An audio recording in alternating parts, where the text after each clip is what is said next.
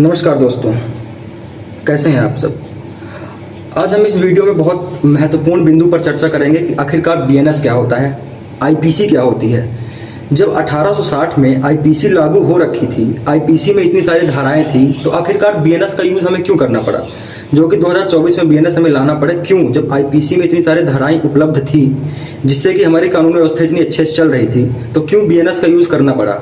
आज हम आखिरकार बीएनएस और आईपीसी में बेसिक अंतर क्या है, हम इन्हीं सब महत्वपूर्ण विषयों पर आज चर्चा करेंगे।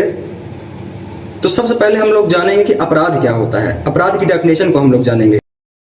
तो अपराध भी एक कार्य होता है, एक ऐसा कार्य होता है जो कि विधि के विरुद्ध होता है, जो अगेंस्ट द लॉ होता है। जैसे कोई कार्य हो गया जो कि विधि के अंतर्गत नहीं हुआ और हमने उसे कर दिया, वो अपराध की श्रेणी में आता है।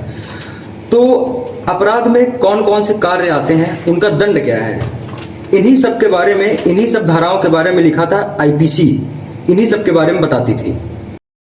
बीएनएस क्या होता है, बीएनएस होता है भारतीय न्याय संहिता। ये आईपीसी का एक मॉडिफाइड पार्ट होता है। अच्छा, मॉडिफाइड पार्ट का मतलब, जैसे अगर हम देखें तो आईपीसी में बहुत सारी धाराओं का वर्णन किया गया था, पर जो हमारा भारत देश है वो विकासशील देश है, डेवलपिंग कंट्री है।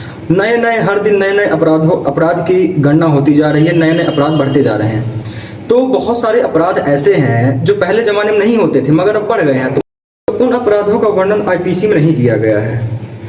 तो आईपीसी में क्या आता है, आईपीसी में दो चीजें आती थी, एक तो अपराधों की परिभाषा आती है, डेफिनेशन ऑफ ऑफेंस, और एक आता है कि अपराधों का दंड क्या है, अपराधों का दंड जो दिया जाता है, पनिशमेंट फॉर ऑफेंस, ये आईपीसी के अंतर्गत आता था।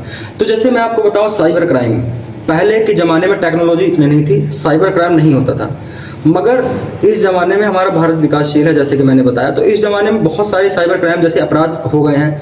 तो इन अपराधों का वर्णन आईपीसी में नहीं किया गया है, तो इसीलिए बीएनएस को लाया गया मॉडिफाई करके, ताकि उसमें जो अपराध बढ़ गए हैं उनका भी वर्णन किया जाए और जो अपराध है उनका भी दंड उसमें लिखा जाए, इसलिए बीएनएस को लाया गया 2024 में। तो अब हम देखेंगे कि आईपीसी और बीएनएस में बेसिक अंतर क्या होता है, इनका ऐतिहासिक कालक्रम समझेंगे अब हम।